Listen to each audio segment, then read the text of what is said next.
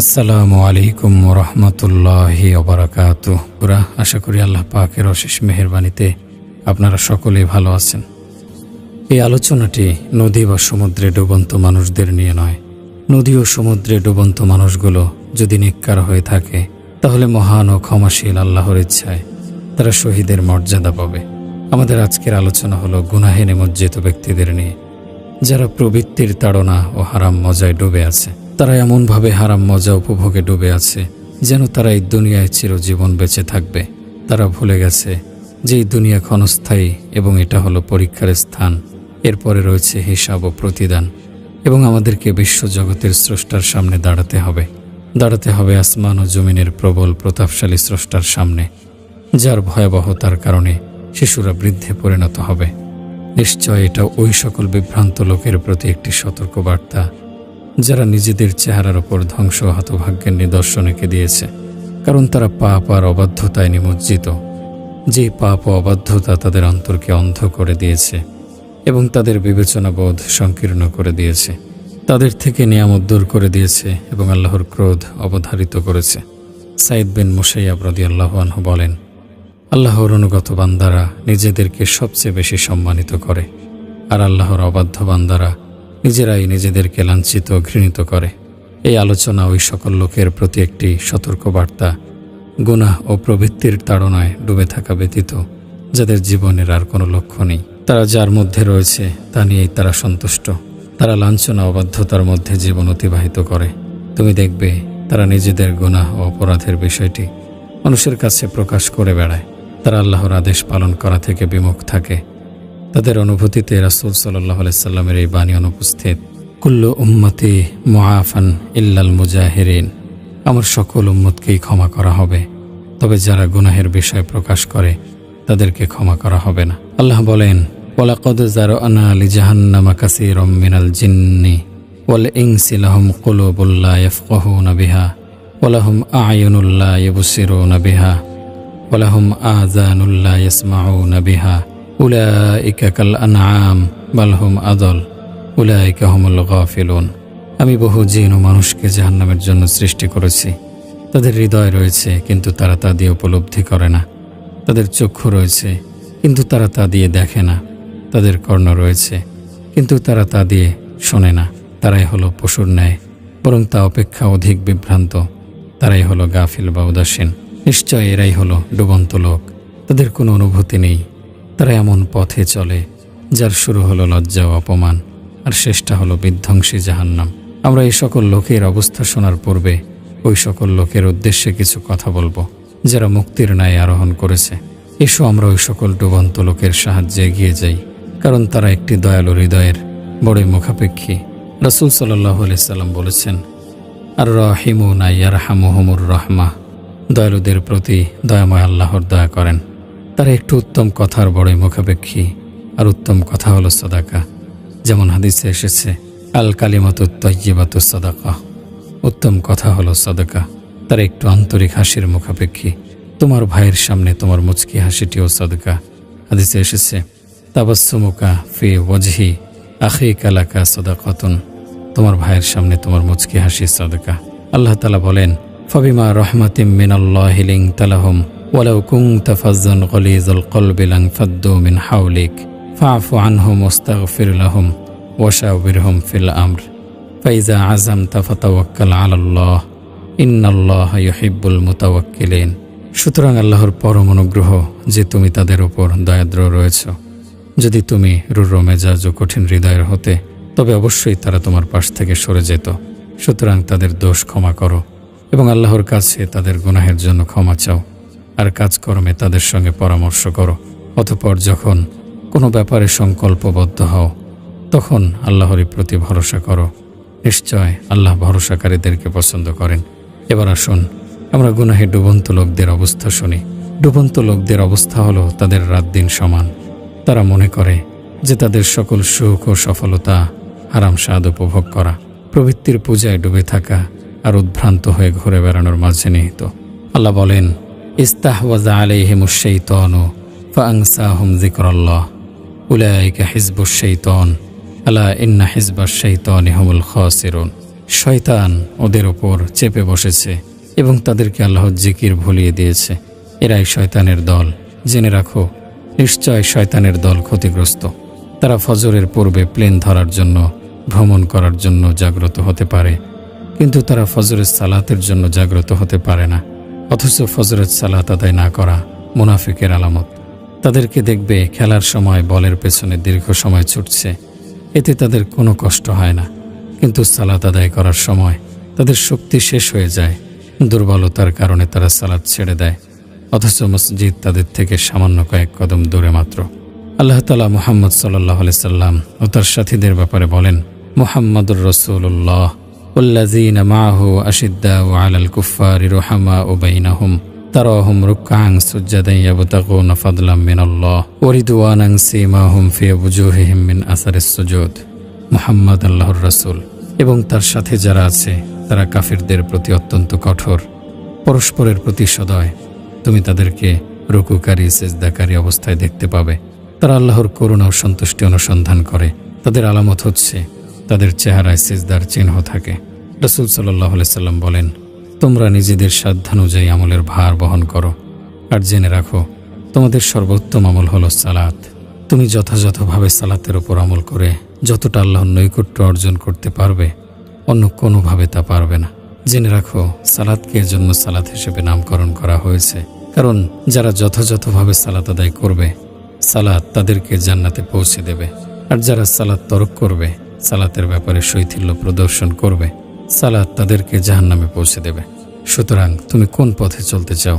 ইবনে তাইমিয়া রাহমাতুল্লাহি আলাইহি বলেন, আমার নিকট মাশায়েখদের মধ্য থেকে কেউ একজন বর্ণনা করেছেন, পারস্যের কোনো এক বাদশাহ এক শায়েখকে বলেছিল, যে কিনা নাচ গানের আসর জমাতো, হে শায়েখ, এটা যদি জান্নাতের পথ হয় তাহলে জাহান্নামের পথ কোনটা? বিপথগামীদের অবস্থা হলো, তারা খেল তামাশা ও গান বাজনায় সময় নষ্ট করে, পুণ্যের কোনো কাজ করে না, এমনকি তারা পুণ্যের কাজ সম্পর্কে জানেও না। গুনাহের প্রতিটি কাজের সাথে তারা পরিচিত। তারা গায়ক গায়িকা ও নায়ক নায়িকাদের নাম জানে, এমনকি তাদের আচার আচরণ, ইচ্ছা আকাঙ্ক্ষা, অভ্যাস পর্যন্ত জানে। তারা তাদের সব খবর রাখে, এমনকি কখনো কখনো তারা তাদের স্ত্রী সন্তান বন্ধুবান্ধবদের নাম পর্যন্ত জানে। কিন্তু আফসোস, তারা মুহাম্মদ সাল্লাল্লাহু আলাইহি সাল্লামের সিরাত সম্পর্কে কিছুই জানে না। তারা কোনো সাহাবী সম্পর্কে জানে না, জানে না উম্মাহাতুল মুমিনিনদের জীবন সম্পর্কে কিছুই। তারা পত্রপত্রিকা ও ম্যাগাজিন পড়ে এর পেছনে শত শত টাকা খরচ করে, কিন্তু তারা কোরআন পড়ে না। কোরআন পড়ার জন্য এক মুহূর্ত সময় তাদের হাতে নেই। তারা গাড়িতে বাড়িতে উঠতে বসতে গান শোনে, গানের কলি গুনগুন করে গায়, গানের তালে তালে শরীর দোলাতে থাকে, কিন্তু কোরআন তেলাওয়াত শুনলে তাদের মন দুলে ওঠে না। আল্লাহ তাআলা শয়তানকে উদ্দেশ্য করে বলেন, ওয়াস্তাফজিস মান ইসতাতা'তা মিনহুম বিসাউতিকা ওয়াজলিব আলাইহিম বিখাইলিকা ওয়ারাজিলিকা ওয়াশারিকহুম ফিল আমওয়ালি ওয়াল আওলাদি ওয়াইদহুম ওমা ইয়াইদুহুমুশ শাইতানু ইল্লা গুরুরা। তোরা আহ্বানে তাদের মধ্য থেকে যাকে পারিস সত্যচ্যুত কর। তোর অশ্বারোহী ও পদাতিক বাহিনী দ্বারা তাদেরকে আক্রমণ কর। তাদের ধন সম্পদে ও সন্তান সন্ততিতে শরিক হয়ে যা এবং তাদেরকে প্রতিশ্রুতি দে। শয়তান তাদেরকে যে প্রতিশ্রুতি দেয় তা ছলনা মাত্র। রাসূল সাল্লাল্লাহু আলাইহি সাল্লাম বলেন, আমার উম্মতের মধ্যে অবশ্যই এমন কতগুলো দলের সৃষ্টি হবে যারা ব্যভিচার, রেশমি কাপড়, মদ ও বাদ্যযন্ত্রকে হালাল জ্ঞান করবে। তেমনি এমন অনেক দল হবে যারা পাহাড়ের ধারে বসবাস করবে। বিকালবেলায় যখন তারা পশুপাল নিয়ে ফিরবে, তখন তাদের নিকট কোনো অভাব নিয়ে ফকির এলে তারা বলবে, আগামী দিন সকালে তুমি আমাদের নিকট এসো। এদিকে রাতের অন্ধকারেই আল্লাহ তাদের ধ্বংস করে দেবেন, পর্বতটি ধসিয়ে দেবেন, আর বাকি লোকদেরকে তিনি কিয়ামতের দিন পর্যন্ত বানর ও শূকর বানিয়ে রাখবেন। ইবনু কাইয়িমিল জাওজিয়া রাহমাতুল্লাহি আলাইহির গ্রন্থে আলেমগণের উদ্ধৃতি দিয়ে বলেন, সাবধান, তুমি থেকো তাদের উপদেশদাতার ভূমিকায়, সোনার মতো হৃদয়গ্রাহী উপদেশমালায়। মানুষ যখন তার দিন সম্পর্কে জানবে, গান যে শয়তানের আনুগত্য তা সে অবশ্যই বুঝবে। মানুষের জন্য গাধার গোশত খাওয়া যেমন পাপ, তেমনি পাপ হলো গান বাজনা ও তার আলাপ। ফিলিস্তিন, আফগানিস্তান, চেচনিয়া, ইরাক, সিরিয়া সহ প্রতিটি স্থানে মুসলমানের রক্ত ঝরছে, আর তারা মেতে আছে গান বাজনা নিয়ে। সকাল সন্ধ্যা গান বাজনা আর নাচ গানে ডুবে থাকে। কবি আব্দুর রহমান আল আশমাউজি বলেন, এই তো আকসা, তার ক্ষতগুলো গভীর থেকে গভীরতর হচ্ছে, অথচ মুসলমান সকলে এক দেহের ন্যায়। সেখানে এতিমদের রক্ত স্পষ্ট লাঞ্ছনার সাক্ষ্য বহন করছে, আর তাদের চোখের মলিন চাহনিতে শোকের কালো ছায়া নেমে আসছে। হায় অপমান আমাদের! আমাদের যুবকদের আজ কি হলো? আমাদের কি কোনো সাদ এবং কোনো মেঘদাত নেই? মুজাহিদগণ ট্যাঙ্ক, কামান আর বোমার আওয়াজের মধ্যে রাত কাটায়, আর এরা গায়েব গায়িকাদের গান শোনে ও নৃত্যশিল্পীদের নাচ দেখে রাত যাপন করে। এরা সর্বদা গুনাহে নিমজ্জিত থাকে। এদের অনুভূতি বলতে কিছুই নেই। বিপথগামীদের অবস্থা হলো, তাদেরকে তুমি দেখবে বাজারে বিভিন্ন আড্ডায় নিজেদের প্রকাশ করতে খুব ভালোবাসে। তারা সেখানে আড্ডাবাজি করে, বিভিন্ন গল্প বলে বেড়ায়, মানুষের দৃষ্টি নিজেদের দিকে আকর্ষণ করে। আল্লাহ তাআলা এদের ব্যাপারে বলেন, وَإِذَا رَأَيْتَهُمْ تُعْجِبُكَ أَجْسَامُهُمْ وَإِنْ يَقُولُوا تَسْمَعْ لِقَوْلِهِمْ كَأَنَّهُمْ خُشُبٌ مُّسَيَّدَةٌ يَحْسَبُونَ كُلَّ صَيْحَةٍ عَلَيْهِمْ هُمُ الْعَدُوُّ فَاحْذَرْهُمْ قَاتَلَهُمُ اللَّهُ أَنَّى يُؤْفَكُونَ। আর যখন তুমি তাদের প্রতি তাকিয়ে দেখবে, তখন তাদের শরীর তোমাকে মুগ্ধ করবে। আর যদি তারা কথা বলে, তুমি তাদের কথা আগ্রহ নিয়ে শুনবে। তারা দেয়ালে ঠেস দেয়া কাঠের মতোই। তারা মনে করে প্রতিটি আওয়াজই তাদের বিরুদ্ধে। এরাই শত্রু। অতএব এদের সম্পর্কে সতর্ক হও। আল্লাহ এদেরকে ধ্বংস করুন। তারা কিভাবে সত্য থেকে ফিরে যাচ্ছে। তাদের চিন্তা থাকে কিভাবে মুসলমানদের সম্মান নষ্ট করা যায়, সরল মনা মেয়েদের উত্ত্যক্ত করা যায়। এরা একবারও ভাবে না যে বাড়িতে তাদেরও তো মা বোন আছে। এরা বিপথগামী, এরা অনুভূতি শূন্য। রাসূল সাল্লাল্লাহু আলাইহি সাল্লামের নিকট এক যুবক এসে বলল, হে আল্লাহর রাসূল, আমাকে জিনার অনুমতি দিন। মজলিসে উপস্থিত সকলে তখন রাগে উত্তপ্ত হয়ে গেল। কিন্তু রাহমাতুল লিল আলামিন, শাফিউল মুজরিমিন অত্যন্ত দয়া ও কোমল কণ্ঠে যুবকটিকে বললেন, তুমি নিকটবর্তী হও। যুবকটি যখন তার নিকটবর্তী হলো, তখন রাসূল সাল্লাল্লাহু আলাইহি সাল্লাম বললেন, তুমি এমন হীন কর্ম তোমার মায়ের জন্য পছন্দ করবে? যুবকটি বলল, না, আল্লাহর শপথ করে বলছি, আপনার জন্য আমার মাতা পিতা উৎসর্গিত হোক, আমি এটা কখনোই পছন্দ করব না। রাসূল সাল্লাল্লাহু আলাইহি সাল্লাম বললেন, ওয়াকাযালিকা লান-নাসু ইউহিব্বুনাহু লিউম্মাহাতিহিম। অনুরূপভাবে অন্য মানুষও তাদের মায়েদের জন্য এমনটি পছন্দ করে না। রাসূল সাল্লাল্লাহু আলাইহি সাল্লাম তাকে আবার বললেন, তুমি কি তোমার বোনের জন্য এমনটি পছন্দ করবে? যুবকটি বলল, না, আল্লাহর শপথ করে বলছি, আপনার জন্য আমার মাতা পিতা উৎসর্গিত হোক, আমি এটা কখনোই পছন্দ করব না। এভাবে রাসূল সাল্লাল্লাহু আলাইহি সাল্লাম তাকে বলতে লাগলেন, তুমি কি তোমার ফুপুর জন্য, তোমার খালার জন্য, তোমার মেয়ের জন্য এমনটি পছন্দ করবে?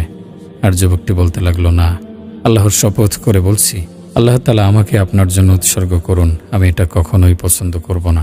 তখন রাসূল সাল্লাল্লাহু আলাইহি সাল্লাম তার পবিত্র হাত যুবকটির গায়ের উপর রাখলেন এবং বললেন, আল্লাহুম্মা গফির যামবাহ ওয়া তাহহার কলবাহ ওয়া হাসসান ফারজাহ। হে আল্লাহ, আপনি তার গুনাহসমূহকে ক্ষমা করুন, তার অন্তরকে পবিত্র করুন এবং তার লজ্জাস্থানকে হেফাজত করুন। অতঃপর যুবকটি মজলিস থেকে উঠে দাঁড়ালো। এরপর থেকে তার কাছে জিনার চেয়ে অধিক নিকৃষ্ট আর কিছুই ছিল না। হে যুবক, তোমরা যারা শাহওয়াত ও প্রবৃত্তি পূজায় ডুবে আছো, নিজের হারাম শাহওয়াত পুরা করার জন্য বিভিন্ন পরিকল্পনা করছো, চেষ্টা করছো এবং এর জন্য দূর দূরান্ত পর্যন্ত সফর করছো, তুমি কি এতে সন্তুষ্ট থাকবে? যেটা তোমার পরিবারের জন্য হোক, এই প্রশ্নের উত্তরের ভার আমি তোমার উপর ছেড়ে দিলাম। জেনে রাখো, জিনা বা হারাম যৌন মিলনের চেয়ে বড় কোনো অবাধ্যতা আর নেই। আর এর জন্য আল্লাহ তাআলা বলেন, ওয়ালা তাকরাবুজ জিনা ইন্নাহু কানা ফাহিশাতাও ওয়া সাআ সাবিলা। আর তোমরা ব্যভিচারের কাছে যেও না, নিশ্চয় তা অশ্লীল কাজ ও মন্দ পথ। আমি এখানে তোমার সামনে মুত্তাকিনদের একটি ঘটনা পেশ করছি। হাসান বসরি রহমতুল্লাহি আলাইহি বলেন, ওমর বিন খাত্তাব রাদিয়াল্লাহু আনহু এর সময়ে এক যুবক ইবাদতের জন্য সর্বদা মসজিদে পড়ে থাকত। এক মহিলা সেই যুবকের প্রেমে পড়ে গেল। ফলে নির্জনতার সময় মহিলাটি তার কাছে এলো এবং তার সাথে কথা বলল। বিষয়টি নিয়ে একটু ভেবে দেখো। যুবকটি কিন্তু তার কাছে যায়নি। ঘটনার পর যুবক অনেক পেরেশান হয়ে গেল এবং ফুপিয়ে কাঁদতে কাঁদতে সে বেহুশ হয়ে গেল।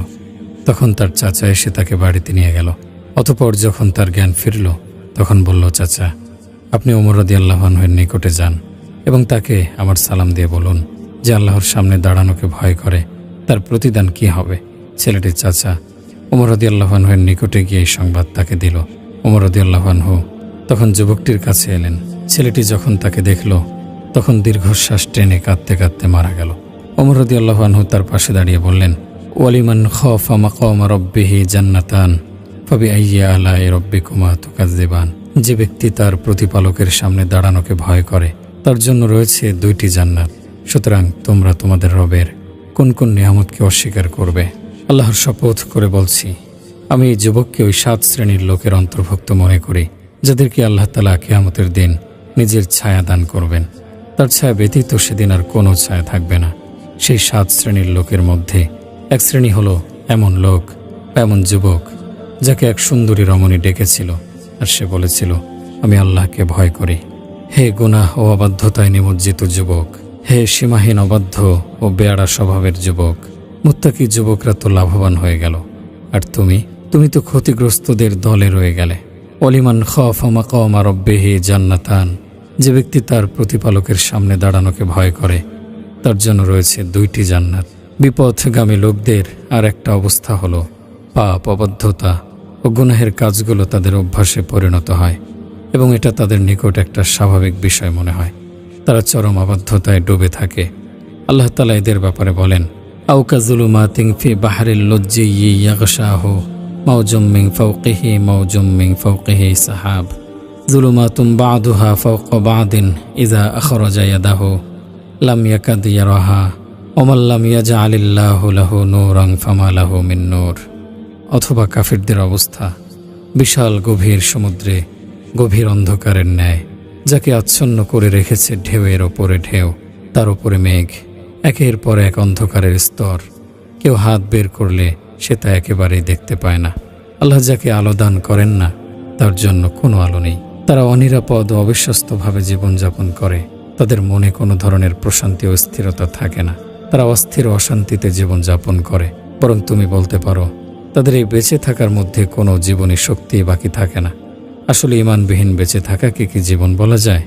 আল্লাহ তাআলা বলেন, লিল্লাযীনা আমানু ওয়া লাম ইয়ালবিসু ঈমানাহুম বিযুলমিন উলাইকা লাহুমুল আমনু ওয়া হুম মুহতাদুন। যারা ঈমান এনেছে এবং নিজ ঈমানকে জুলুমের সাথে সংমিশ্রণ করেনি, তাদের জন্যই নিরাপত্তা এবং তারাই হিদায়াত প্রাপ্ত। গুনাহের কারণে তাদের অন্তর সর্বদা এক ধরনের আর্তনাদ করতে থাকে। গুনাহ তাদের অন্তরের ঈমানের নূরকে নিভিয়ে দেয়, কিন্তু কিছু একটা না পাওয়া ও হারানোর আফসোস সর্বদা তাদের অন্তরে লেগে থাকে। দুশ্চিন্তা তাদের নিদ্রাকে বিষাক্ত করে তোলে।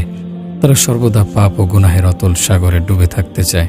তারা এক মুসিবত থেকে অন্য মুসিবতে পতিত হয়, এক দুশ্চিন্তা থেকে অন্য দুশ্চিন্তায় এবং এক পেরেশানি থেকে অন্য পেরেশানিতে পতিত হতে থাকে।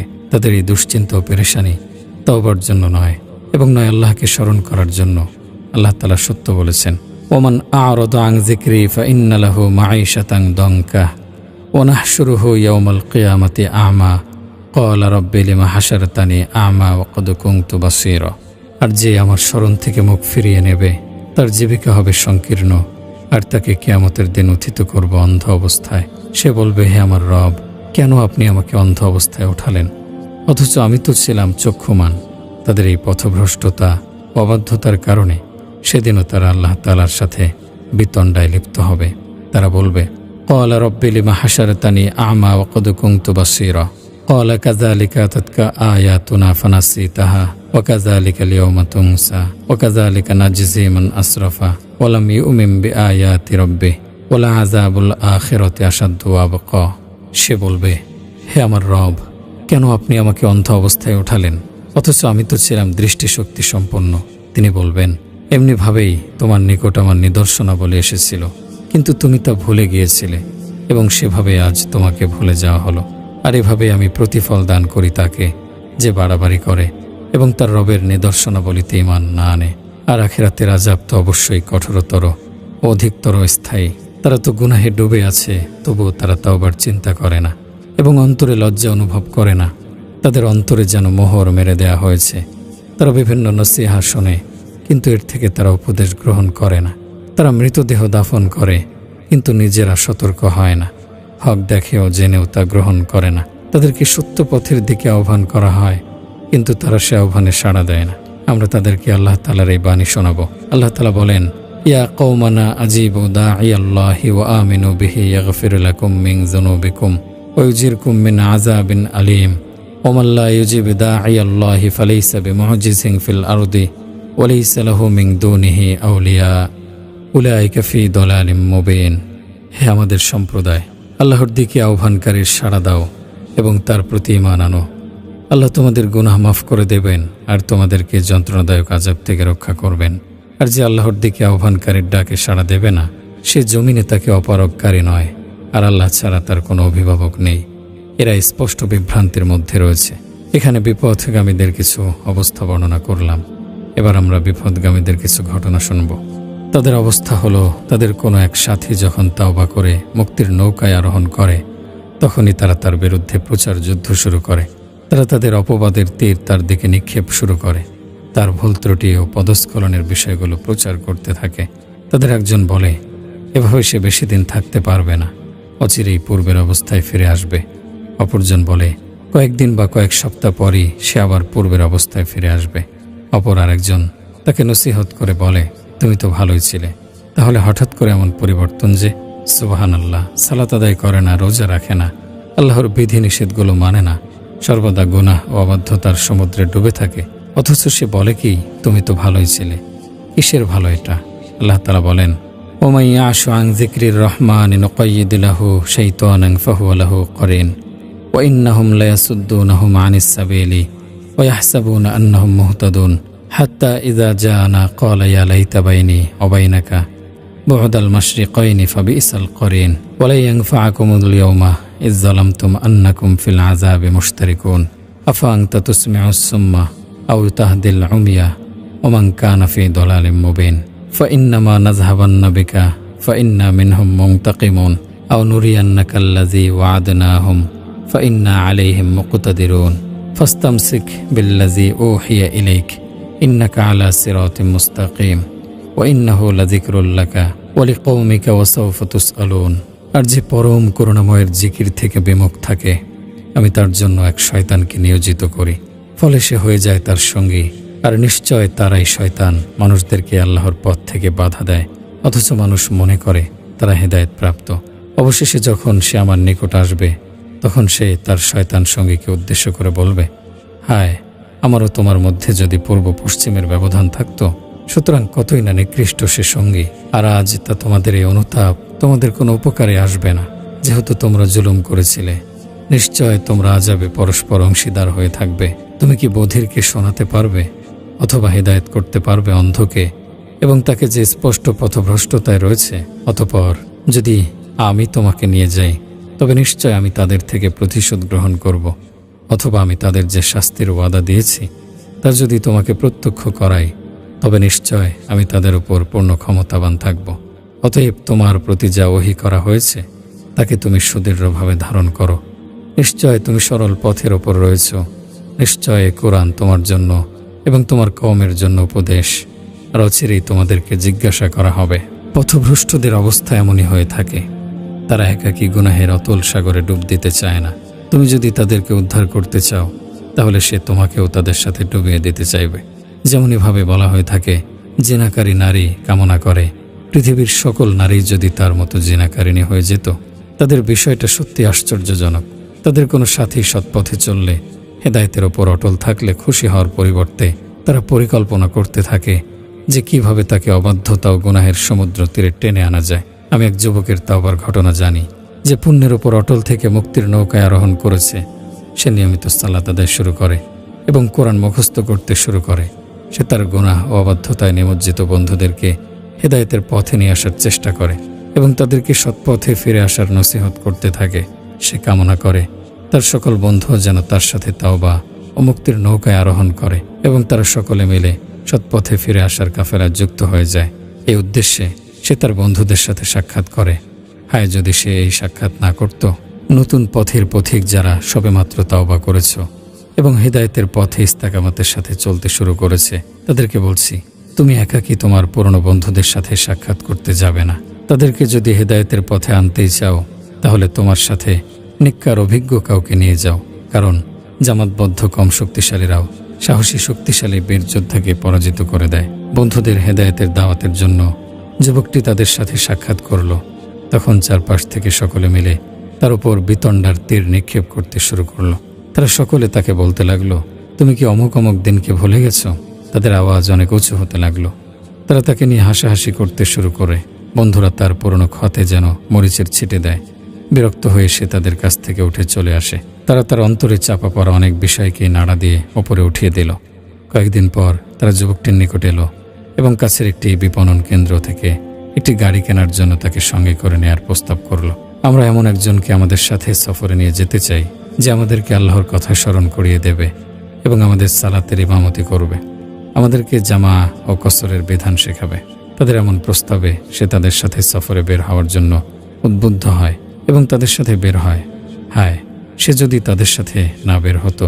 তারা এমন এক স্থানে গেল যেখানে আল্লাহর নাফরমানি করা হয়। তারা উন্নত মানের একটি হোটেলে উঠল, তাকে একটি কামরায় রেখে সকলে বের হয়ে গেল। তারা সকলে মিলে পরিকল্পনা করতে শুরু করল কিভাবে তাকে আবার গুনাহের দরিয়ায় ডুবিয়ে দেয়া যায়। তারা সে রাত্রটি মদ্যপান করে গানের আসরে কাটিয়ে দিল, আর যুবকটি হোটেলের কামরায় তাদের জন্য অপেক্ষা করছিল। তারা একটি দুশ্চরিত্রা বেশ্যার সাথে চুক্তি করল যে সে যদি তাকে গুনাহের কাজে লিপ্ত করতে পারে তাহলে তারা তাকে অনেক টাকা দেবে। আল্লাহু আকবার! একজন মানুষকে আল্লাহর পথ থেকে ফিরিয়ে রাখার জন্য টাকা খরচ করছে। তারা মদ ও গানের ক্যাসেট সহ মেয়েটিকে তার কামরায় প্রবেশ করিয়ে দিল। মদ মানুষের আকলকে বিকল করে দেয়, আর গান মানুষকে জেনার দিকে টেনে নিয়ে যায়। মেয়েটি আর ছেলেটি নির্জন একটি কামরায় সময় কাটাতে লাগলো। আর যখন কোনো নারী আর পুরুষ নির্জনে মিলিত হয় তখন শয়তান তাদের তৃতীয় জন হিসেবে সেখানে উপস্থিত হয়। মেয়েটি বিভিন্নভাবে ফুসলিয়ে তাকে প্রথমে এক গ্লাস মদ পান করালো, তারপর দ্বিতীয়, এরপর তৃতীয় গ্লাস পান করালো। তারপর সে তার সাথে ফাহিশা কাজে লিপ্ত হলো এবং কিছুক্ষণ অচেতন হয়ে পড়ে রইল। তারপর চেতনা ফেরার পর আবারও, এরপর বিছানার উপর উলঙ্গ হয়ে অচেতন নেশাগ্রস্ত অবস্থায় ঘুমিয়ে পড়ল। নাউজুবিল্লাহি মিন যালিক। সকালে মানব শয়তানগুলো এসে দরজায় করাঘাত করতে লাগলো। তাদের অট্টহাসিতে চারদিক প্রকম্পিত হচ্ছিল। পাপাচারী নারীটি দরজা খুলে দিল। তখন তারা তাকে বলল, তারপর বলো, কোনো সুসংবাদ আছে কিনা? পেশাটি বলল, তোমরা সুসংবাদ গ্রহণ করো। সে সব কিছুই করেছে, মদ্যপান করেছে, জিনা করেছে, তারপর ঘুমিয়ে গেছে। এখন সে বিছানার উপর উলঙ্গ অবস্থায় ঘুমিয়ে আছে। আল্লাহ এদেরকে এবং এদের মতো যারা আছে তাদেরকে ধ্বংস করুন। এরা কি আল্লাহর অবাধ্যতা ও নাফরমানি হওয়ার কারণে খুশি হচ্ছে? তাদের একসাথে জিনা করার কারণে তারা আনন্দিত হচ্ছে। সে সালাত আদায় করার পর, কোরআন পড়া শুরু করার পর আবার মদ পান করাতে তারা খুশি হচ্ছে। তারা হাসতে হাসতে তাকে তিরস্কার করতে করতে কামরায় প্রবেশ করল। সে তখন চাদর মুড়ি দিয়ে বিছানার উপর শুয়েছিল। তারা তাকে জাগ্রত করার জন্য তার নাম ধরে ডাকতে লাগলো, এই অমুক, এই ওঠো ওঠো। কিন্তু সে তাদের ডাকে সাড়া দিল না। তারা বারবার তাকে ডাকতে লাগলো, কিন্তু তার কোনো সাড়া শব্দ নেই। তারা তার কাছে গিয়ে তাকে ধরে ধাক্কা দিতে লাগলো, কিন্তু তবুও সে উঠল না। সে চিরদিনের জন্য ঘুমিয়ে গেছে, আর কখনো সে জাগ্রত হবে না। বন্ধুরা আমার, শোনো, ছেলেটি মদ্যপান করল, তারপর জিনায় লিপ্ত হয়ে ঘুমিয়ে পড়ল। অতঃপর সে রাতেই তার বিছানার উপর মারা গেল। ছেলেটির মন্দ পরিসমাপ্তি হলো, ইন্না লিল্লাহি ওয়া ইন্না ইলাইহি রাজিউন। হায় আল্লাহ! ছেলেটি তার বন্ধু ছিল। সে সালাত আদায় করত, সিয়াম পালন করত এবং কোরআন তেলাওয়াত করত। সে তো তাদেরকে সৎপথে আহ্বান করার জন্য গিয়েছিল। সে তাদের হেদায়েত চাইত, আর তারা তাকে পথভ্রষ্ট করতে চেয়েছে। তাকে পথভ্রষ্ট করার জন্য তারা অর্থ ব্যয় করেছে, সময় ব্যয় করেছে, যেন তারা তাকে আল্লাহর পথ থেকে ফিরিয়ে রাখতে পারে। এখন প্রশ্ন হলো, এরা কি তাকে আল্লাহর আযাব থেকে রক্ষা করতে পারবে? এরা কেমন বন্ধু?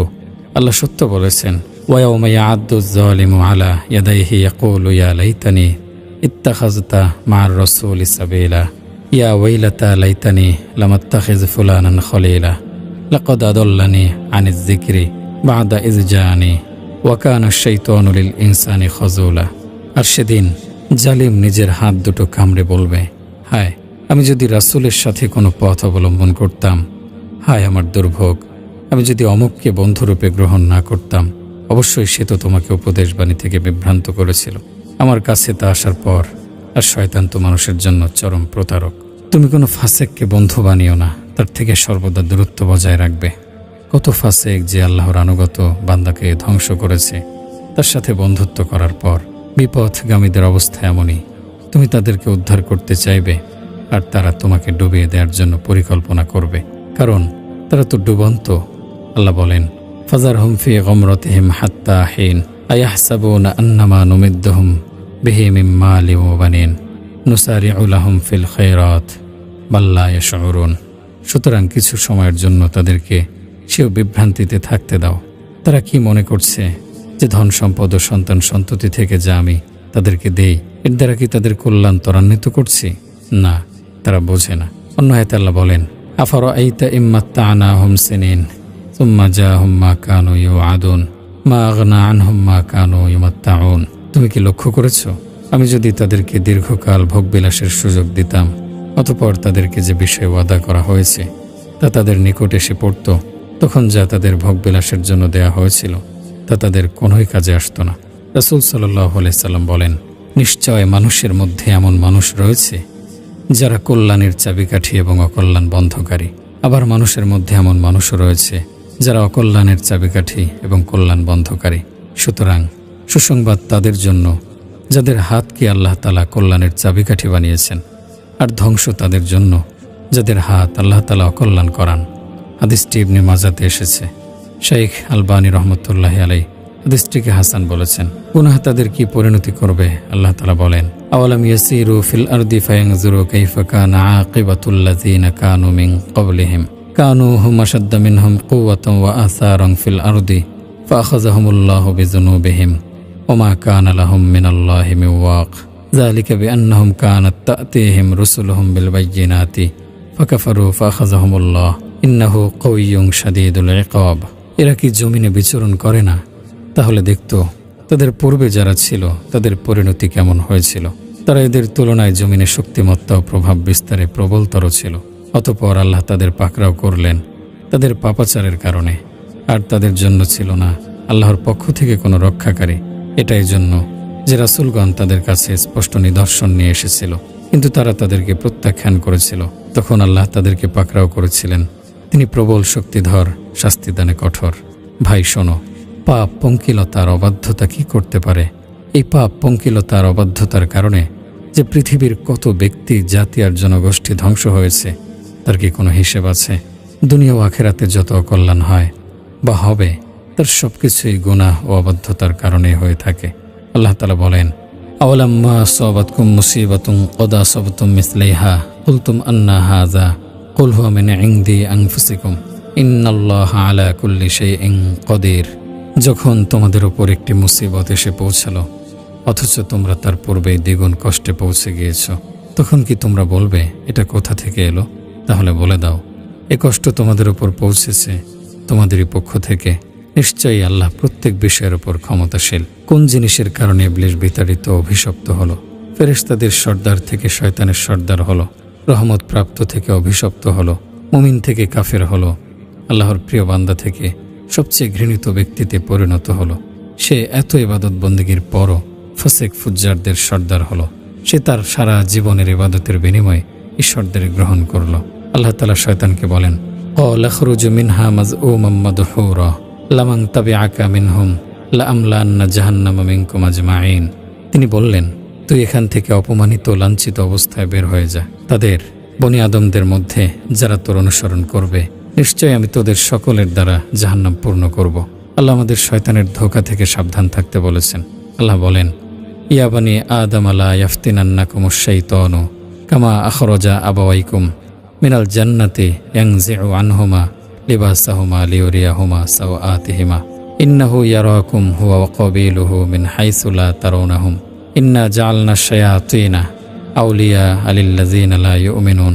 হে আদম সন্তান, শয়তান যেন তোমাদেরকে কিছুতেই ফিতনায় ফেলতে না পারে, যেমনভাবে তোমাদের পিতামাতাকে আদম ও হাওয়াকে জান্নাত থেকে বের করেছিল। সে তাদের পরস্পরকে লজ্জাস্থান দেখানোর জন্য তাদের দেহ হতে পোশাক খুলিয়ে ফেলেছিল। সে আর তার সাথীরা তোমাদেরকে এমনভাবে দেখতে পায় যে তোমরা তাদেরকে দেখতে পাও না। যারা ঈমান আনে না তাদের জন্য আমি শয়তানকে অভিভাবক বানিয়ে দিয়েছি। কোন জিনিস তাকে এই অবস্থাতে নিক্ষেপ করল? নিশ্চয় তা পাপ, অবাধ্যতা ও আল্লাহর আদেশের সামনে অহংকার প্রদর্শন করা। নূহ আলাইহিস সালামের সময় সমস্ত পৃথিবীবাসীকে পানিতে ডুবিয়ে দিয়েছিল কোন জিনিস? এমনকি পাহাড়ের ওপর থাকা মা ও তার শিশু সন্তান সহ কোন জিনিস তাদেরকে পানিতে ডুবিয়ে দিল? কোন জিনিস আদ জাতির ওপর প্রবল বাতাস প্রবাহিত করল, যার ফলে তারা জমিনের ওপর মরে পড়ে রইল? কোরআনে তাদের অবস্থার বর্ণনা এসেছে এভাবে। আল্লাহ তাআলা বলেন, কাআন্নাহুম আ'জাযু নাখলিন খাওবিয়া, যেন তারা পুরাতন শুকনো খেজুর গাছের কাণ্ড। সামুদ সম্প্রদায়ের ওপর কোন জিনিস প্রবল আওয়াজ নিয়ে এসেছিল, যার ফলে তাদের অন্তর তাদের পেটের মধ্যে ঢুকে গিয়েছিল এবং তাদের সকলে মৃত্যুবরণ করেছিল। কোন জিনিস ফেরাউন ও তার সম্প্রদায়কে সমুদ্রে ডুবিয়ে দিয়েছিল? তাদের দেহ ছিল ডুবন্ত আর রূহ ছিল জ্বলন্ত। এর উত্তর একটাই, তা হলো পাপ ও অবাধ্যতা। আল্লাহ তাআলা বলেন, কাযযাবাত সামুদ ওয়া আদুম বিল কারিআহ ফাআম্মা সামুদ ফাউহলিকু বিত্তাগিয়াহ وأما عاد فأهلكوا بريح صرصر عاتية سخرها عليهم 7 ليال و8 أيام حسوما فترى القوم فيها سرعا كأنهم أعجاز نخل خاوية فهل ترى لهم من باقية وجاء فرعون ومن قبله والمؤتفكات بالخاطئة فعصوا رسول ربهم فأخذهم أخذة رابية إنا لما طغى الماء حملناكم في الجارية লিনাজালাহা লাকুম তাযকিরাতাও ওয়া তাইয়াহা উযুন ওয়াইয়া।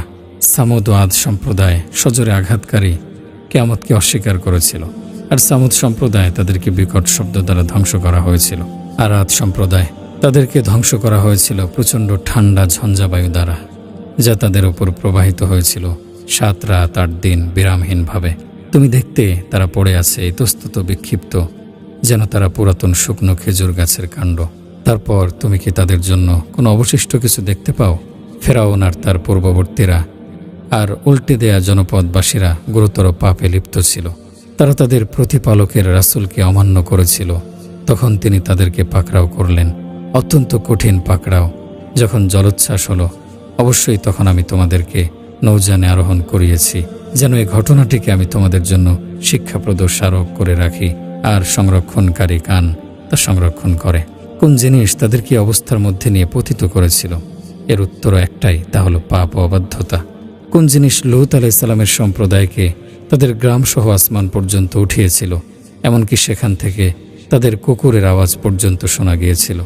অতঃপর সেখান থেকে তাদেরকে উল্টিয়ে মাটিতে নিক্ষেপ করা হয়েছিল, ফলে তারা সমূলে ধ্বংসপ্রাপ্ত হয়েছিল। অতঃপর তাদের উপর আসমান থেকে পাথরের বৃষ্টি বর্ষিত হয়েছিল।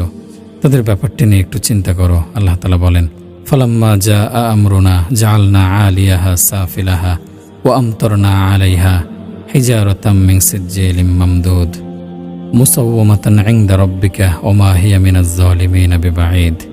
অতঃপর যখন আমার আদেশ এসে গেল, তখন আমি জনপদের উপরকে নিচে উল্টে দিলাম এবং ক্রমাগত পোড়া মাটির পাথর বর্ষণ করলাম, যে প্রস্তর খণ্ডের প্রতিটি তোমার প্রতিপালকের নিকট চিহ্নিত ছিল।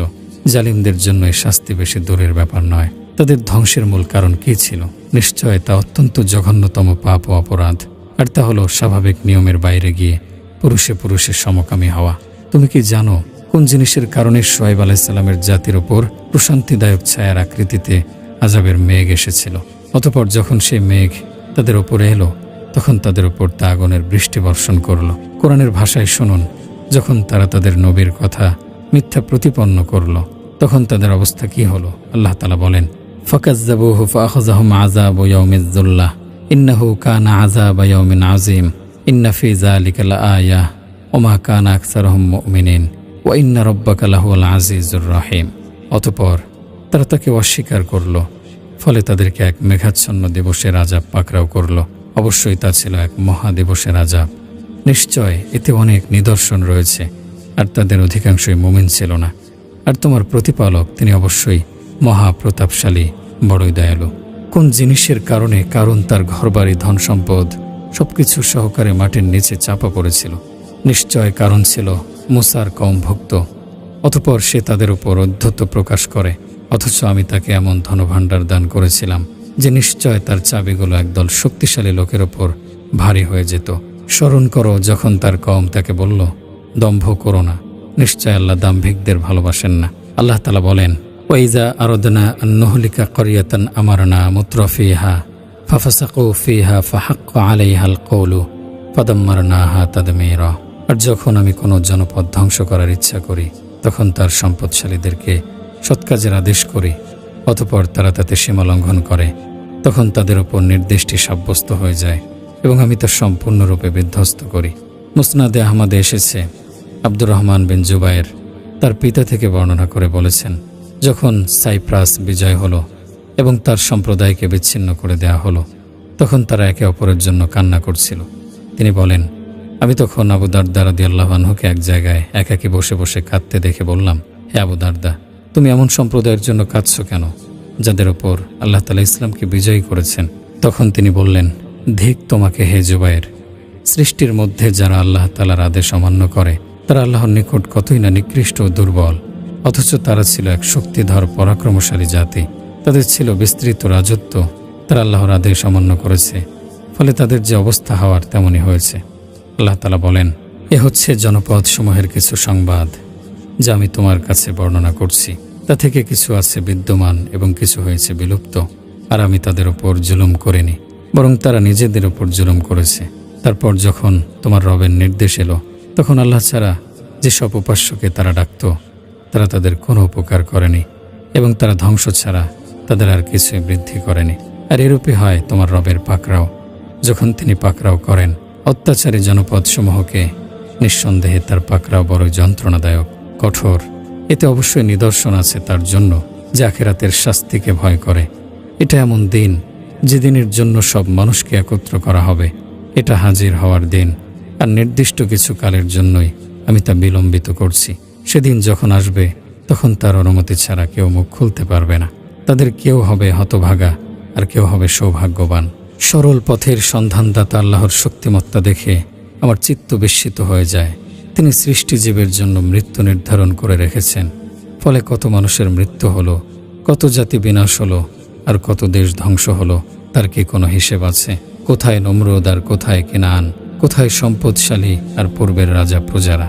মজবুত প্রাসাদ নির্মাণকারী সেই শাসকরা কোথায়, যারা থাকার জন্য মজবুত ও শক্ত প্রাসাদ নির্মাণ করেছিল? তারা সকলেই ধ্বংস হয়ে গেছে।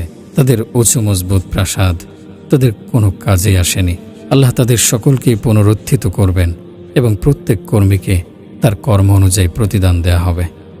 সফল লোক যারা মুক্তির নৌকায় আরোহণ করেছে, এবার তাদের ঘটনা শোনো। এক রমজানের 29 তারিখে কিয়ামুল লাইলে আমরা সূরা সাদ ও সূরা দুখান তেলাওয়াত করছিলাম। তেলাওয়াতরত অবস্থায় যখন হাযা যিকরু ওয়া ইন্না লিল মুত্তাকিনা লা হুসনা মাআব, এ হচ্ছে স্মৃতিচারণ, মুত্তাকিদের জন্য অবশ্যই আছে উত্তম প্রত্যাবর্তন স্থল, এই আয়াত পর্যন্ত পৌঁছি, তখন 20 বছরের এক যুবক কান্না শুরু করলো এবং অনেক উঁচু আওয়াজে কাঁদতে লাগলো। কোরআনের আয়াত ছেলেটার হৃদয় ও তার পূর্ণ অস্তিত্বই কাঁপিয়ে দিয়েছে। তার কান্নার আওয়াজ অন্যান্য মুসল্লিদেরও ছুঁয়ে গেল। এরপর সূরা দুখান তেলাওয়াত শুরু হলো এবং একটি সম্পূর্ণ জাতির পরিপূর্ণ নির্মূলের ঘটনা বর্ণনার আয়াতে এলো। আল্লাহ তাআলা বলেন, আর অবশ্যই এদের পূর্বে আমি ফেরাউনের কওমকে পরীক্ষা করেছিলাম এবং তাদের কাছে এসেছিল এক সম্মানিত রাসূল। সে বলেছিল, আল্লাহর বান্দাদেরকে আমার কাছে অর্পণ করো, আমি তোমাদের জন্য প্রেরিত বিশ্বস্ত রাসূল, এবং তোমরা আল্লাহর বিরুদ্ধে উদ্ধত হও না।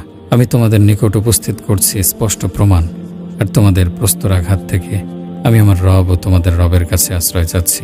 তোমরা যদি আমার প্রতি বিশ্বাস না আনো, কমপক্ষে আমার কাছ থেকে দূরে থাকো। কিন্তু তারা ছিল আক্রমণমুখী।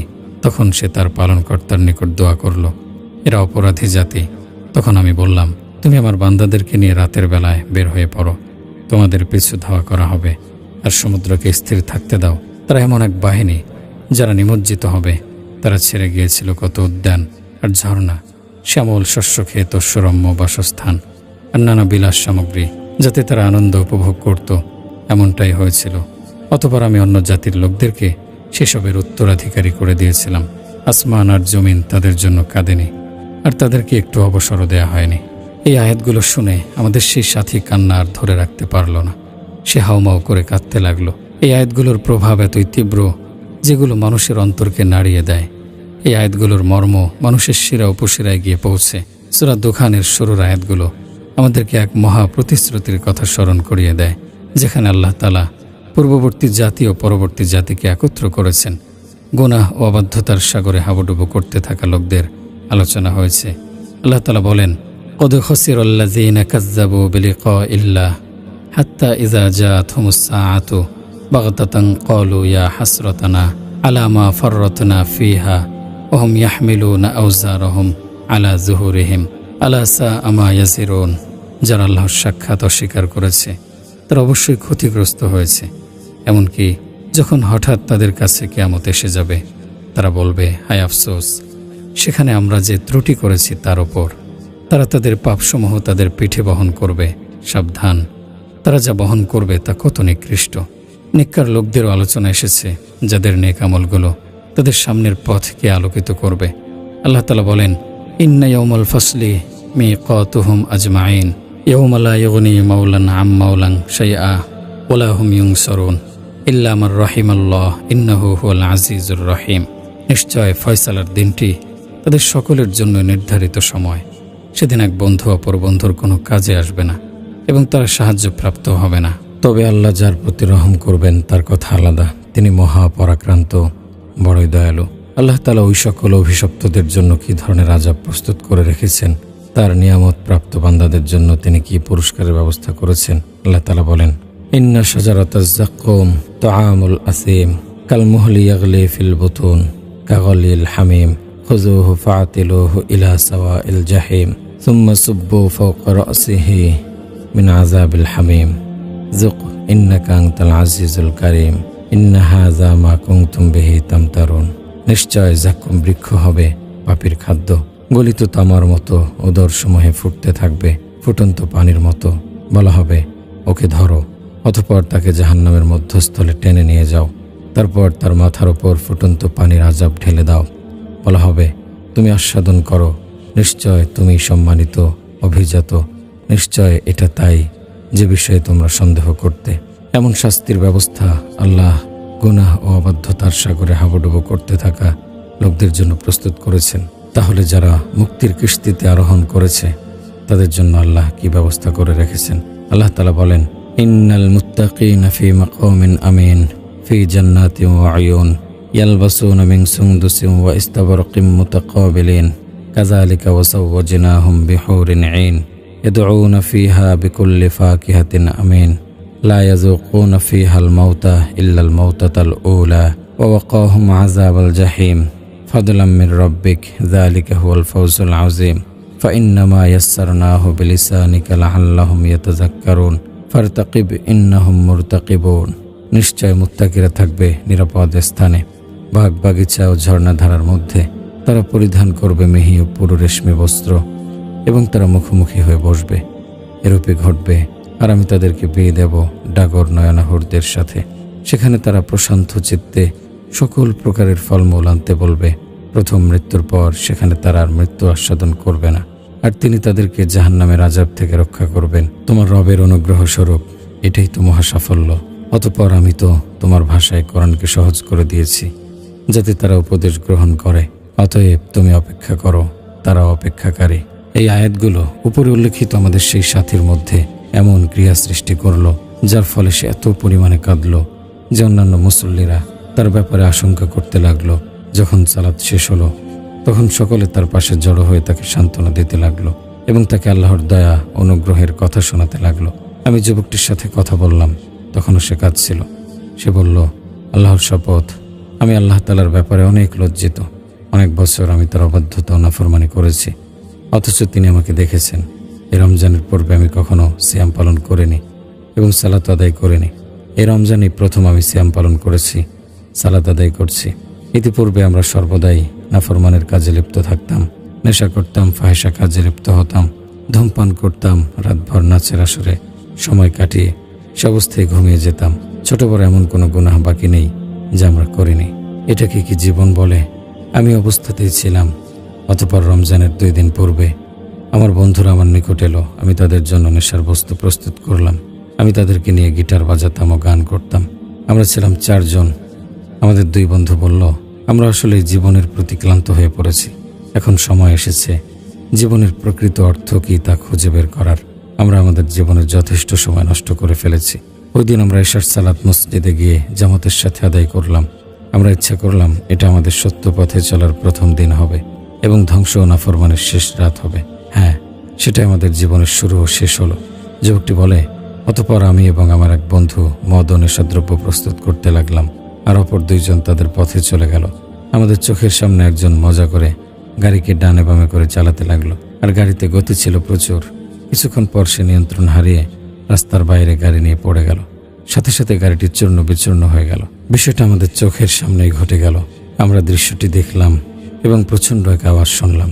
তখন আমরা খুব দ্রুত গাড়ির দিকে ছুটে গেলাম। সেখানে গিয়ে দেখি গাড়িতে থাকা যুবকের দেহ ছিন্ন ভিন্ন হয়ে গেছে।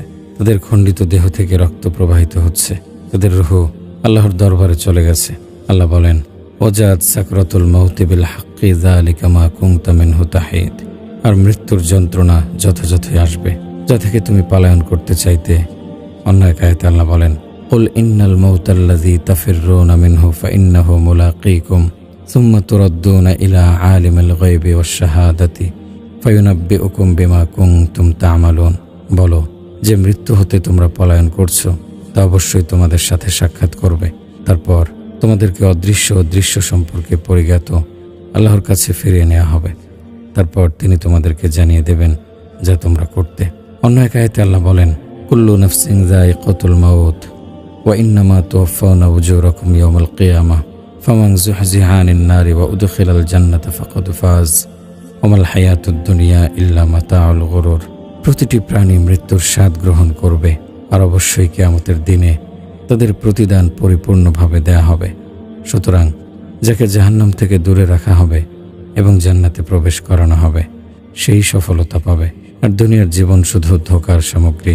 আল্লাহু আকবার। কিছুক্ষণ পূর্বেও তারা আমাদের সাথে ছিল। তারা আমাদের বলল, আমরা এই অবাধ্যতার জীবন নিয়ে ক্লান্ত হয়ে পড়েছি। অভিনন্দন তাদের, তারা সত্যভাবেই ফিরে এসেছে।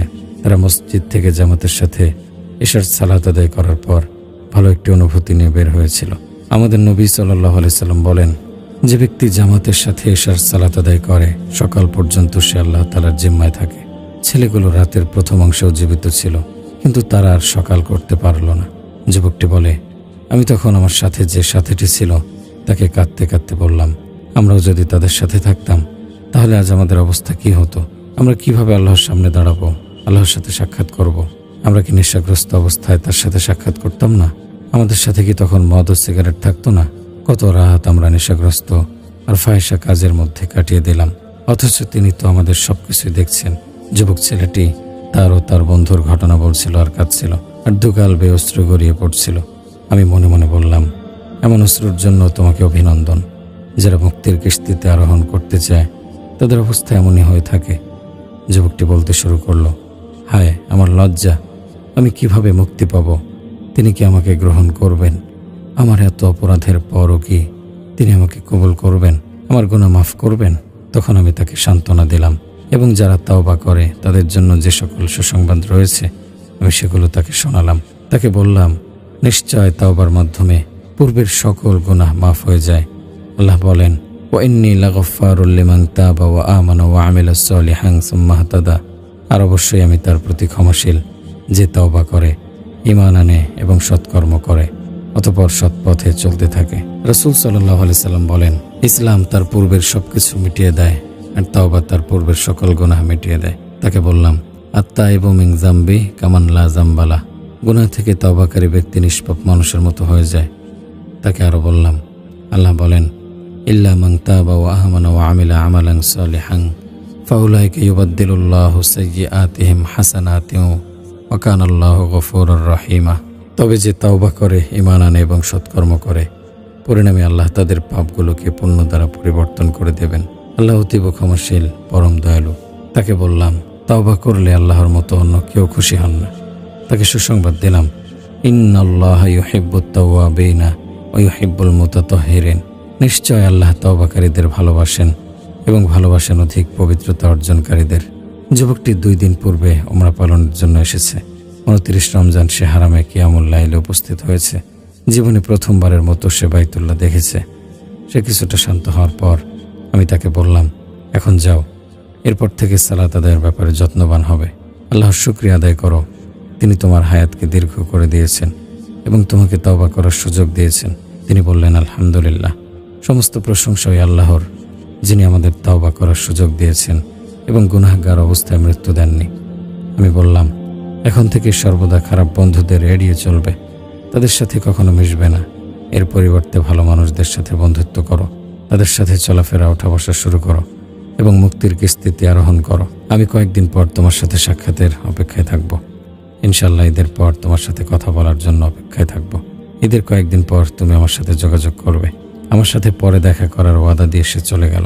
ঈদের কয়েকদিন পর সে আমার কাছে এলো এবং বলল, আগামীকাল ফজরের সালাত আমি আপনার সাথে আদায় করব ইনশাআল্লাহ। প্রতিশ্রুত সময়ে সে আমার নিকট এলো। আমি তার চেহারার দিকে তাকিয়ে রইলাম। তার চেহারা স্পষ্ট ঈমানের নূর চমকাচ্ছিল ও সালেহিনদের গাম্ভীর্যতা ফুটে উঠছিল।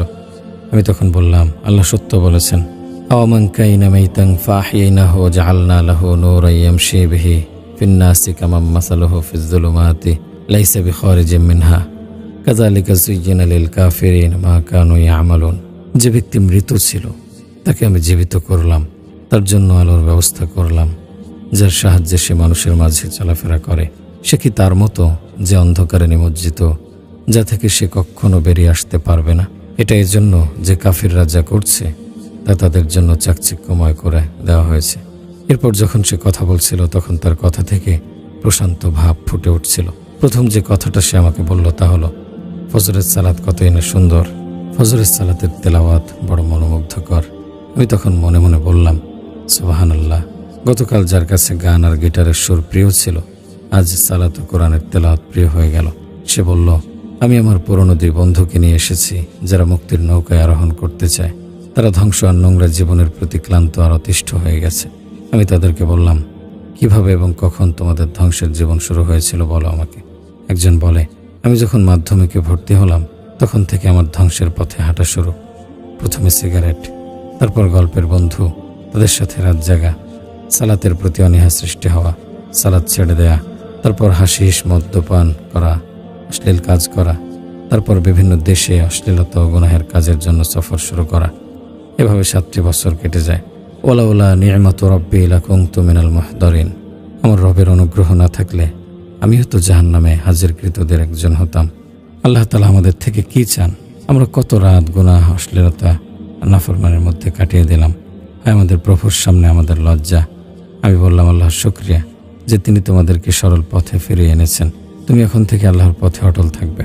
আমি বলি, হে ভাই, তোমরা যারা এখনো গুনাহ ও নাফরমানের কাজে ডুবে আছো, তোমাদের কি এখনো সময় হয়নি তওবা করার, অতীত জীবনের প্রতি লজ্জিত হওয়ার, গুনাহের কাজ ছেড়ে সত্য সঠিক পথে চলার সংকল্প করার সময় কি এখনো তোমাদের হয়নি?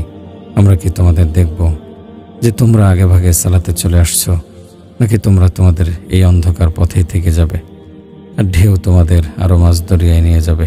এভাবে একসময় মৃত্যু তোমাকে ছো মেরে নিয়ে যাবে। এমন অবস্থায় তোমার মৃত্যু আসবে যে অবস্থায় মৃত্যু হওয়া তোমার নিজের কাছেও পছন্দনীয় মনে হবে না। এখনো কি তোমার তওবা করার সময় হয়নি? এখনো তোমার রবের দিকে ফিরে আসার সময় হয়নি? তোমার রবের দরবারে এসে একথা বলার সময় কি এখনো তোমার হয়নি? কবি ডক্টর মোহাম্মদ বিন আব্দুর রহমান আল মুকরিন বলেন, হে আমার সৃষ্টিকর্তা, আমি কাঁধে পাপের বোঝা বহন করে তোমার দরবারে এসে উপস্থিত হয়েছি। আমি গুনাহ তাড়িয়ে বেড়াচ্ছি, এর কারণে আমি কষ্টে পতিত হয়েছি এবং আমার দুঃখের আগুনে দগ্ধ হচ্ছি। তোমার নেককার বান্দারা তোমার দরবারে নেকের হাদিয়া নিয়ে আসে, আর আমি গুনাহ তাড়িয়ে নিয়ে এসেছি তোমার দরবারে। হে আমার সৃষ্টিকর্তা, তোমার দরবার ব্যতীত আমার আর কোনো যাওয়ার জায়গা নেই, তাই তো তোমার দরবারে এসে মোনাজাত করছি। হে মাবুদ, সত্য হৃদয় নিয়ে তোমার দরবারে এসেছি, ভগ্ন হৃদয়ে তোমার কাছে তাওবা করছি। হে মাবুদ, ক্ষমার আশা অন্তরে ধারণ করে তোমার দরবারে এসেছি। হে মাবুদ, তোমার দরবারে এসে তাওবা করছি। তোমার এই গুনাহগার বান্দাকে তওবাকারীদের দলভুক্ত করো। তুমি তাকে প্রবৃত্তি ও শাহওয়াতের বিরুদ্ধে সাহায্য করো। তুমি যদি সাহায্য না করো তাহলে কে তাকে সাহায্য করবে? পূর্বের গুনাহগুলো তোমার সামনে প্রকাশ করলাম, আমার অন্তরের সমস্ত বিষয় তোমার সামনে পেশ করলাম। আমার কোনো বিষয়ই তো তোমার কাছে গোপন নেই। তুমি কি মুক্তি চাও? আমি তোমাকে এটি জিজ্ঞেস করছি, নিশ্চয় তুমি কখনো এর উত্তরে না বলবে না। তুমি কি মুক্তি চাও? তাহলে মুক্তির নৌকায় আরোহণ করো এবং আল্লাহর পরিচয় লাভ করো। তুমি কি চাও যে আল্লাহ তোমার সাথে থাকুন? তাহলে তাকে অবলম্বন করো। তুমি যদি তোমার পরিবার, তোমার সম্পদ ও নিজেকে হেফাজত করতে চাও, তাহলে তোমার উপর আল্লাহর হকগুলো হেফাজত করো। রাসূলুল্লাহ সাল্লাল্লাহু আলাইহি সাল্লাম কি কথা বলেননি? তুমি আল্লাহর বিধানের হেফাজত করো, আল্লাহ তোমাকে হেফাজত করবেন। তুমি আল্লাহর বিধানের হেফাজত করো, আল্লাহকে তোমার পাশে পাবে। তুমি স্বাচ্ছন্দ্যের সময় আল্লাহর পরিচয় লাভ করো, তার আদেশ নিষেধগুলো মেনে চলো। তোমার কঠিন সময়ে আল্লাহ তাআলা তোমাকে সাহায্য করবেন। তোমরা কি হাদিসে বর্ণিত সেই 3 ব্যক্তির ঘটনা শোনোনি যারা রাত্রি যাপনের জন্য একটি গুহায় আশ্রয় নিয়েছিল? তখন পাহাড়ের ওপর থেকে বড় একটি পাথর পড়ে তাদের গুহার মুখ বন্ধ হয়ে যায়, ফলে তারা অন্ধকার গুহায় আটকে পড়ে। তাদের অবস্থান সম্পর্কে আল্লাহ ব্যতীত আর কেউ জানত না। আল্লাহ তাআলা তখন যদি তাদের উপর দয়া না করতেন তাহলে সেখানে নীরবে মৃত্যুবরণ করা ছাড়া তাদের আর কোনো উপায় ছিল না। তখন তারা বলল, তোমরা তোমাদের নেক আমলগুলোর ওসিলায় আল্লাহ তাআলার নিকট সাহায্য প্রার্থনা করো, হয়তো তিনি তোমাদেরকে এর ওসিলায় এখান থেকে মুক্ত করবেন। তখন তাদের প্রথমজন মাতা পিতার প্রতি তার সদাচরণের ওসিলা দিয়ে দোয়া করল। সে তার জানমাল ও পরিবারের উপর মাতা পিতাকে প্রাধান্য দিত। দ্বিতীয়জন শক্তি সামর্থ্য থাকা সত্ত্বেও জিনা ও ফাহিশা কাজ ছেড়ে দেওয়ার ওসিলা দিয়ে দোয়া করল। আর তৃতীয়জন শ্রমিকের পারিশ্রমিক সময় মতো আদায় করার ওসিলা দিয়ে দোয়া করলো। তারা তাদের দোয়ার মধ্যে বলল, হে আল্লাহ, আমরা যদি এই আমলগুলো আপনাকে সন্তুষ্ট করার জন্যই করে থাকি, তাহলে আপনি আমাদেরকে এই বিপদ থেকে উদ্ধার করুন। আল্লাহ তাআলা তো তাদের ইখলাস ও সত্যনিষ্ঠতার কথা জানতেন, তাই তাদের গুহার মুখ থেকে পাথর সরে গেল এবং তারা হেঁটে হেঁটে সেখান থেকে বের হয়ে এলো। তারা সুখ স্বাচ্ছন্দ্যের সময় আল্লাহর ইবাদত করেছে, তার আদেশ নিষেধগুলো মেনে চলেছে, তার পরিচয় অর্জন করেছে। তাই আল্লাহ তাআলাও বিপদের সময় তাদের ডাকে সাড়া দিয়েছেন, তাদেরকে বিপদ থেকে উদ্ধার করেছেন।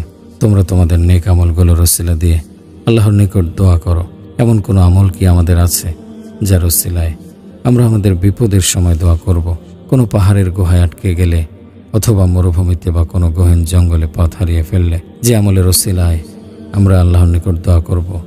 আইজ আল কারনি বলেন, হে আমার প্রতিপালক, আমাকে ক্ষমা করুন, আমার পদস্খলনের জন্য আমাকে পাকড়াও করবেন না।